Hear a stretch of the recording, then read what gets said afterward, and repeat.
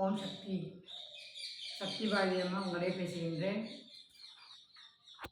ஏன்னா அம்மா வந்து தையல் மிஷினில் உட்காந்துருக்காங்கன்னு நினைக்காதீங்க.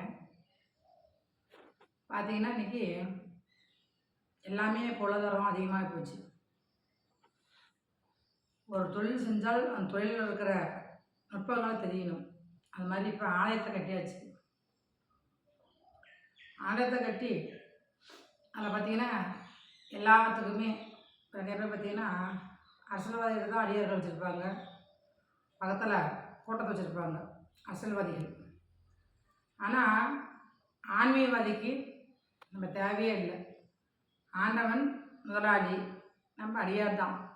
ஆண்டவன் தான் நமக்கு முதலாளி ஒழிய ஒவ்வொரு பக்தர்களும் அடியார்கள் தான். ஆனால் அந்த அடியார்களே பார்த்திங்கன்னா நிறைய பேர் அடியார்கள் வச்சுக்கிட்டு வேலை வாங்குவாங்க. அதனால் என்ன சொல்கிறேன்னா, இதில் என்ன உங்களுக்கு விஷயம்னா, அம்மாவோட வாழ்க்கையில் ஆன்மீகம் ஒரு பக்கம் இருந்தாலும் நம்மளோட திறமைகள், நம்மளோட உழைப்புகள் இருக்குது. அப்போ பார்த்தீங்கன்னா ஒவ்வொரு விஷயத்துக்கும் எல்லாமே காசு போட்டு தான் வாங்கணும், எல்லாமே பார்த்திங்கன்னா உழைக்காமல் சாமி கும்பிட்டாலே போதும் நமக்கு எல்லாம் வந்துடும் அப்படின்னு சொல்லி நினைக்கிறாங்க. முதல் வந்து பெண்களாக இருக்கட்டும் ஆண்களாக இருக்கட்டும், முதல் உழைப்பாக நம்ம பண்ணணும், சுறுசுறுப்பாக இருக்கணும். தூக்கத்தை குறைச்சிக்கிட்டு நம்ம அதிகாலை எழுந்திரிச்சோமா நம்ம என்ன செய்யணும் எது செய்யணும்னு சொல்லிட்டு மூளையை வந்து வேகமாக உற வைக்கணும். சொல்லுவாங்க குதிரை மாதிரி இருக்கணும், கழுத மாதிரி இருக்கணும்னு சொல்லுவாங்க. கழுதுனா என்ன பண்ணும், சுற்றி சுற்றி குடிச்சவராக இருக்கும். குதிரை என்ன பண்ணும், ரன்னிங்காக ஓடும். அது மாதிரி வாழ்க்கைங்கிறது அந்தந்த வயசில் ஓடினா தான் வயசான காலத்தில் நம்ம உட்காந்து நம்ம வந்து கணவனையோ இல்லை பிள்ளைங்களையோ எதிர்பார்க்காம வாழலாம். இப்போ பார்த்தீங்கன்னா நிறைய பேர் தன்னோட பிள்ளைங்க செய்யலை, இல்லை புருஷன் செய்யலை அப்படிம்பாங்க. கணவன் செய்யணும்னு சொல்லுவாங்க. முடிந்தால் வேலைக்கு செல்லலாம். வேலைக்கு செய்யாத பெண்கள் என்ன பண்ணலாம், ஒவ்வொரு இல்லத்திலும் கைத்தொழில்கள் இருக்குது. கைத்தொழில் தெரியலாம் கற்றுக்கணும். கைத்தொழிலுக்கு வந்து வயசே இல்லை. நான் வந்து 16 வயசு தான் கற்றுக்கணும், 10 வயசு தான் கற்றுக்கணும், 50 வயசில் வந்து எப்படின்னு சொல்லி நினைக்கக்கூடாது. நமக்கு வாழ்க்கையில் மன அமைதி ஃபஸ்ட்டு தேவை. ரெண்டாவது நேரத்தை வீணடிக்காதீங்க. பேசியே பார்த்திங்கன்னா நிறைய பேர் வீணடிப்பாங்க. பேசியே வாழ்க்கையில் வீணடிப்பாங்க. டிவி சீரியல் பார்த்தே வீணடிப்பாங்க. இதெல்லாம் இல்லாமல் டிவி சீரியலும் பார்க்கலாம், குடும்பத்தையும் பார்க்கலாம், குழந்தைங்களையும் பார்க்கலாம், சமையலும் செஞ்சுக்கலாம். அப்போ அந்த தொழில் பார்த்திங்கன்னா இன்றைக்கி வந்து பார்த்திங்கன்னா தையல் தொழில் தான். பெண்களுக்கு பாதுகாப்பான தொழில் வந்து வெளியில் செல்லாமல் இருக்கிறது இன்னும் பார்த்திங்கன்னா தையல் தொழில் தான். இன்றைக்கி வீட்டில் உட்காந்தபடியே ஜாக்கெட் தைக்கலாம், ப்ளவுஸ் தைக்கிறாங்க, வீட்டுக்கு வேணுங்கிறது எல்லாமே தைச்சிக்கலாம், மற்றவங்க தைச்சி தரலாம், அதெல்லாம் சம்பாதிக்கிறாங்க. அதை ஏன் புரிஞ்சிக்க மாட்டேங்குன்னு எனக்கு தெரியல. அது மாதிரி வந்து என்ன சொல்கிறோன்னா, இப்போ பார்த்தீங்கன்னா நான் இப்போ எதுக்கு தைக்கணும் பார்த்தீங்கன்னா, அம்பாளுக்கு என் காசு போட்டால் நமக்கு எல்லாமே கிடைக்கும்.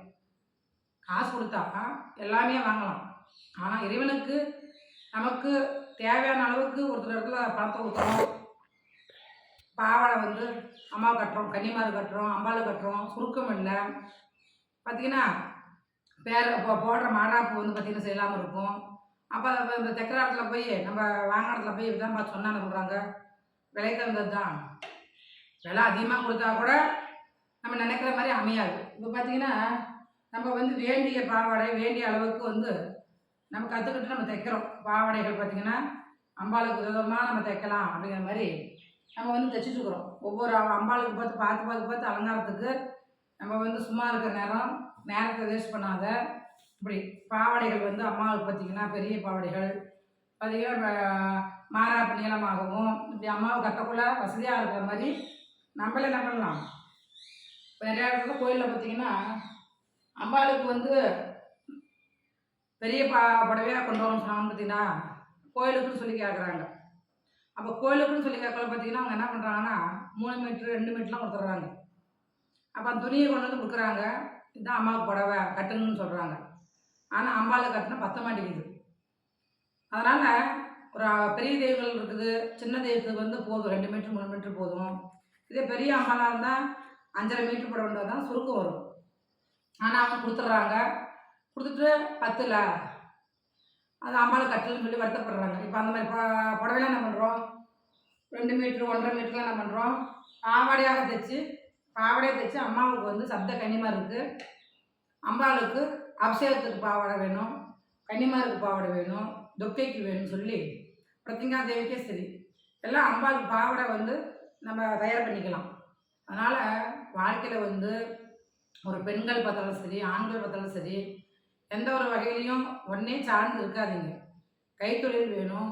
அதே மாதிரி வந்து நம்ம வாழ்க்கையில் வந்து முன்னேறதுக்கான என்ன வழி, முன்னேறதுக்கான என்ன பாதைகள், நமக்கு எல்லாத்துலேயும் பார்த்திங்கன்னா இப்போ ஆலயத்தில் கட்டியாச்சு.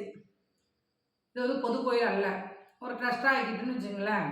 கோயில் கட்டி இப்போ பார்த்திங்கன்னா 25 வருஷம் ஆச்சு. 25 ஆண்டுகள் ஆகி இப்போ 30 வருஷமான ஆன்மீகத்தில் அருள்வாக்கு சொல்லிட்டு இருக்கிறேன்.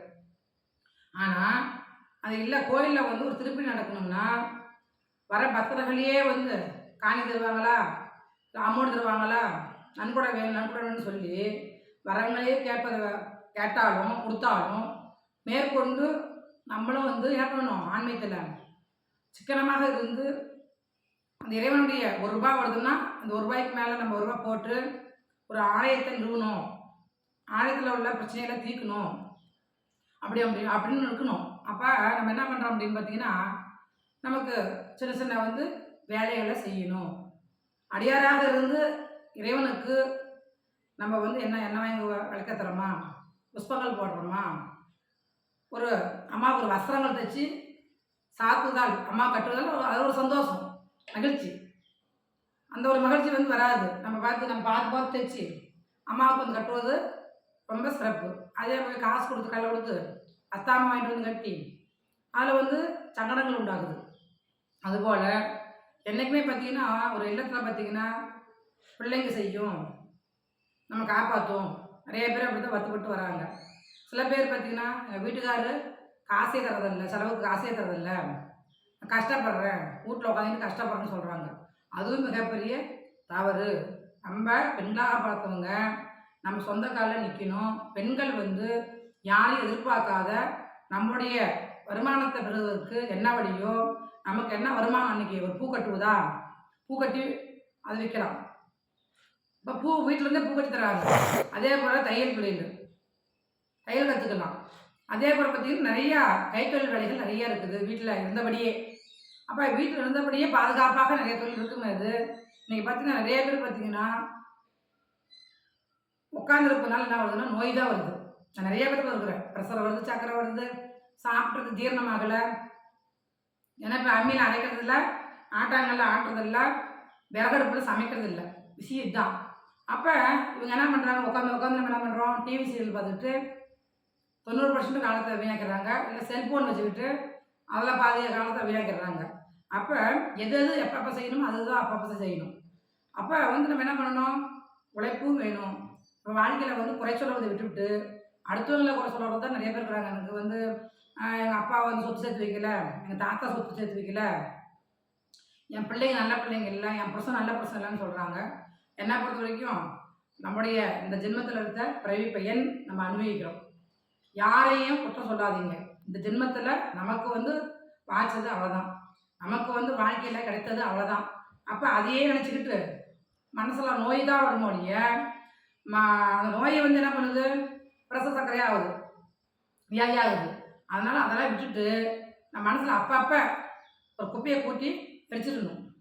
அப்பப்போ வர வார்த்தையோ பேச்சோ ஏசலோ, நம்ம சுற்றி உள்ளவங்க ஏசலோ, உறவுகளால் துரோகங்களோ நண்பர்களால் துரோகங்களோ எது இருந்தாலும் அப்பப்போ அதெல்லாம் விட்டுட்டு நமக்கு பாடமாக நினைத்து கொண்டு அவங்க முன்னால் வாழ்ந்து தான் காமிக்க நினச்சிட்டு மொழிய நான் சாகிறேன், நான் வாழ பிடிக்கல, 2 கை கால் இல்லாதவங்க கூட இன்னைக்கு கால் இல்லாதவங்க கூட இன்றைக்கி வாழ்கிறாங்க, துணிச்சலாக வர்றாங்க. ஆண்டான் கொடுக்குறான் நம்பிக்கை என்கின்ற கையத்தரம், நம்பிக்கை என்ற காலத்தரம். ஆனால் எல்லாமே உறுப்புகள் இருக்குங்க, எல்லாருமே என்ன பண்ணுறாங்க, நான் சாகிறேன், எனக்கு வாழவே பிடிக்கல அப்படின்னு தான் கோயிலுக்கு வர்றாங்க.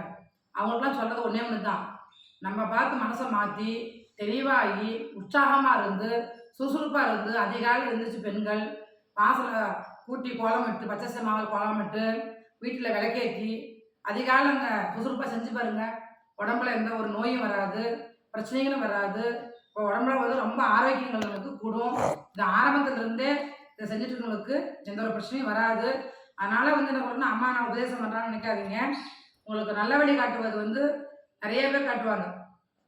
ஆனால் வந்து இயற்கையான வழின்னு சொல்லி பார்த்தீங்கன்னா, வாழ்க்கையில் உழைப்பு மட்டும்தான். நல்ல வழியில் நீங்கள் வந்து உழைங்க. இல்லத்துலேருந்தே உழைங்க பெண்கள். ஆன்மீகத்தையும் கும்பிடுங்க, குழந்தைங்களையும் பார்த்துக்குங்க, நம்ம சுற்றி உள்ளவங்களையும் பார்த்துக்குங்க. அதனால் இந்த ஒரு செய்கின்ற இந்த வேலைப்பாடு பார்த்திங்கன்னா நமக்கு ஆன்மீகம் அருள்வாக்கு.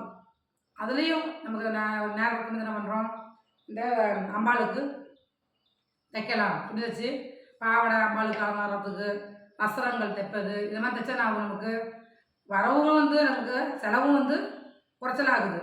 அதே மாதிரி பார்த்திங்கன்னா நம்ம பார்த்த அம்மாளுக்கு நம்ம கையால் தைச்ச துணி பார்த்திங்கன்னா வஸ்திரம் அடியாருக்கு அடியாராக இருந்து நம்ம வந்து இறைவனுக்கு தொண்டு செய்வது மிகப்பெரிய பலன். காசு கொடுத்து வாங்குவதோட நம்ம உழைப்பால் செய்கின்ற ஒரு இறைவன் செய்கிற போகிற எந்த ஒரு பொருளுமே அது நன்மையை அளிக்குன்னு சொல்லி வேண்டிக்கிறேன். ஓம் சக்தி, சக்தி பாரதி.